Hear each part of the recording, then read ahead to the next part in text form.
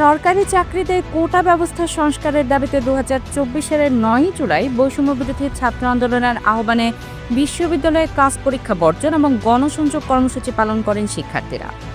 এদিন কর্মসূচি পালন শেষে বিকেল 6:30টার দিকে ঢাকা বিশ্ববিদ্যালয় কেন্দ্রীয় গ্রন্থাগারের সামনে সংবাদ সম্মেলন করে বৈষম্য বিরোধী ছাত্র আন্দোলন। সংবাদ সম্মেলন থেকে পরদিন 10 জুলাই সারা দেশে সকাল সন্ধ্যা বাংলা ব্লকেট কর্মসূচি ঘোষণা করেন বৈষম্য বিরোধী ছাত্র আন্দোলনের অন্যতম সমন্বয়ক নাহিদ ইসলাম।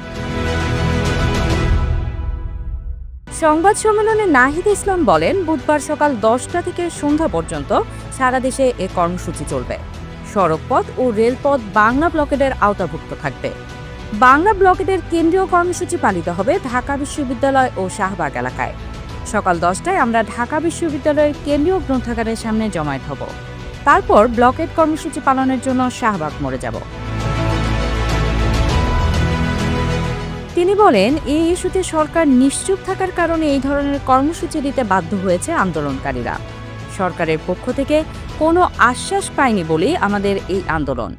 আমরা কোটা বাতিল চাই না, অনগ্রসর শ্রেণীর জন্য 5 থেকে 10% কোটা রেখে বাকিগুলো রদ করতে হবে।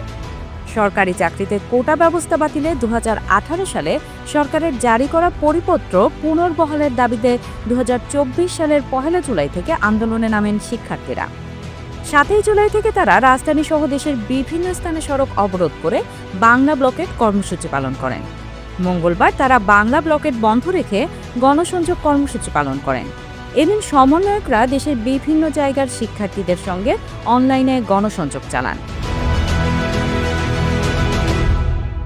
এদিকে 9 জুলাই কোটা পুনর্বহাল সংক্রান্ত হাইকোর্টের রায় স্থগিত চেয়ে আপিল বিভাগে আবেদন করেন ঢাকা বিশ্ববিদ্যালয়ের 2 শিক্ষার্থী। তবে ছাত্রদের সংবাদ সম্মেলন থেকে জানানো হয়, যারা আপিল করেছেন তারা এই বৈষম্য বিরোধী আন্দোলনের কেউ নয়। এদিন কোটা আন্দোলন নিয়ে সাবেক আইনমন্ত্রী আনিসুল হক বলেছিলেন, কোটা ইস্যুতে সরকারের সিদ্ধান্তের ব্যাপার নেই, এই ইস্যু এখন সর্বোচ্চ আদালতের কাছে। রাজপথে আন্দোলন করে এটার নিরসন হবে না। একই দিন আওয়ামী লীগের সাধারণ সম্পাদক ওবায়দুল কাদের সারা দেশে দলের নেতাকর্মীদের শিক্ষার্থীদের আন্দোলনের ব্যাপারে সতর্ক থাকার নির্দেশ দেন।